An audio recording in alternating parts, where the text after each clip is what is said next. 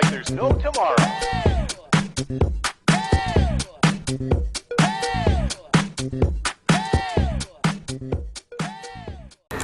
Pada kesempatan kali ini kita akan menjelaskan uji dependency test, yaitu kelanjutan dari uji independency test.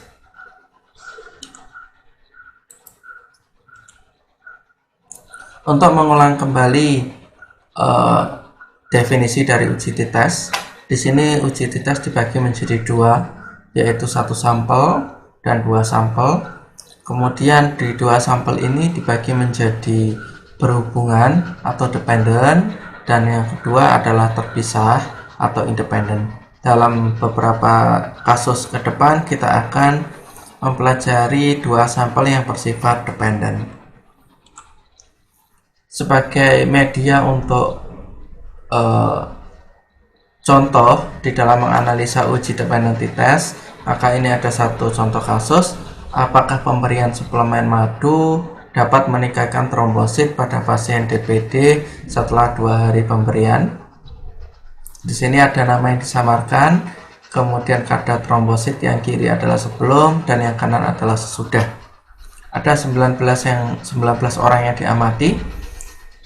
Kemudian di dalam menganalisa hipotesis selalu kita tekankan untuk mengikuti langkah-langkah berikut, yaitu menentukan rumusan masalah, menentukan hipotesis 0 dan hipotesis 1 atau alternatif, menentukan taraf signifikansi, memilih uji yang sesuai apakah itu parametrik maupun non-parametrik.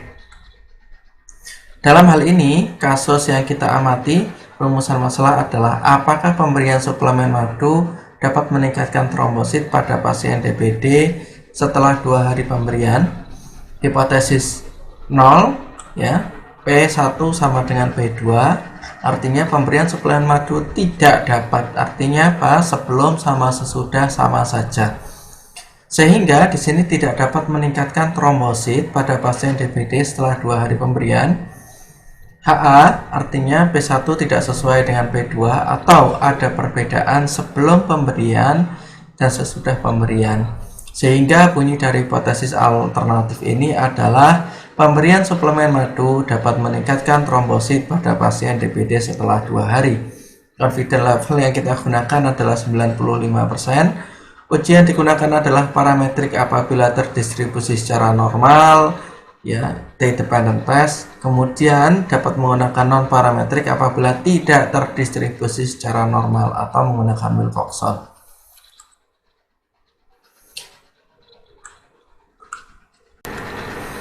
Kemudian di sini ketika kita sudah mengetahui apakah uji parametrik atau non parametrik, maka harus disesuaikan dengan jenis data. Apakah data tersebut bersifat nominal, ordinal, interval atau rasio. Apabila data bersifat nominal atau ordinal, maka kita bisa langsung menggunakan. Namun sayangnya pada jenis yang kita amati kali ini bersifat rasional atau masuk dalam kategori skala atau bersifat parametrik. Sehingga untuk menentukan dia parametrik atau bisa digunakan parametrik atau tidak, maka harus dilakukan uji normalitas, sehingga nanti baru bisa digunakan uji parametrik. Dan beberapa uji parametrik membutuhkan uji lanjut. Apabila tidak normal, maka dapat dimungkinkan untuk ditransformasi atau beralih ke uji non-parametrik. Dan apabila transformasi itu berhasil, maka barulah ke uji parametrik.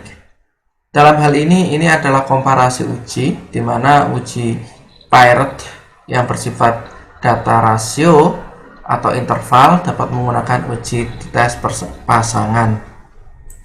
Sebelum itu, maka kita akan uji apakah data yang kita miliki terdistribusi normal atau tidak. Data yang kita miliki kita copy paste ke SPSS yang kita sudah install, Ctrl C, kemudian kita buka SPSS. Nah, ini kita pilih open data new set, ya. Di sini sudah ada data view, kita masukin.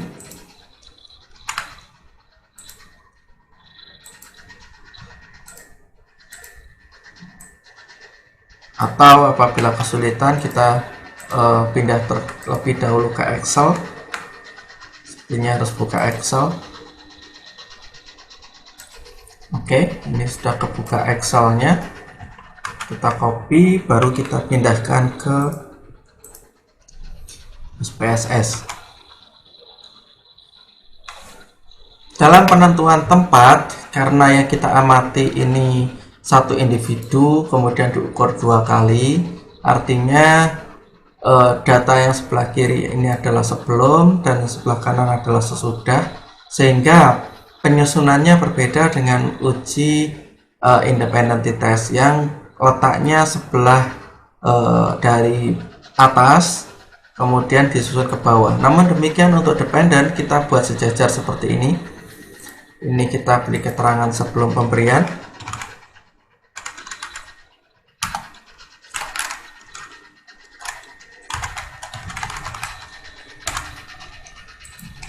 Sesudah. Oke. Pastikan datanya bersifat scale. Ini juga scale. Ini bersifat numerik. Kemudian kita analisa normalitasnya terlebih dahulu, deskriptif, explore, kita masukin ke dependent dua-duanya karena yang merupakan faktor hasil penghitungan. Kita masukkan plot, normality plot with test, continue. Oke. Dari sini kita akan dapatkan nilai masih proses nilai dari normality, yaitu Kolmogorov-Smirnov dan Shapiro-Wilk, ya.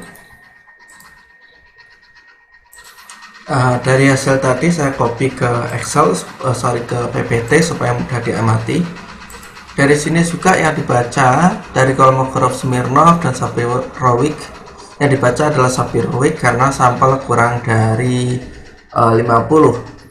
Nilai signifikannya adalah 0,214 dan 0,099. Artinya kedua data ini terdistribusi secara normal.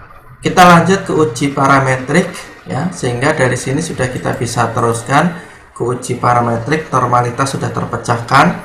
Dari sini uji parametrik yang kita gunakan adalah uji dependency test. Ini sudah ada tadi, menuju SPSS lagi. Kita analyze, kemudian compare min, kemudian paired sample t-test.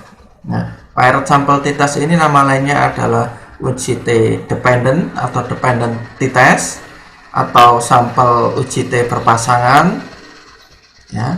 Kita masukin. Dalam hal ini ada dua variabel. Yang pertama variabel 1 yaitu sebelum, dan variabel kedua adalah sesudah. Kemudian kita option 95% tadi sudah sesuai dengan confidence level atau confidence interval yang kita tetapkan. Oke, kita lanjut ke oke. Nah, yang kita baca adalah yang ini, ya. Yang kita baca adalah yang paired sample t-test, di mana nilai dari signifikan to tail adalah 0,005. Tentu ini di bawah 0,05, sehingga kesimpulan yang kita bisa ambil adalah H0 ditolak dan HA diterima. Lalu apabila H0 ditolak, HA diterima, kita kembali lagi ke bunyi dari HA atau hipotesis alternatif. Maka kesimpulan yang dapat kita ambil dari masalah ini adalah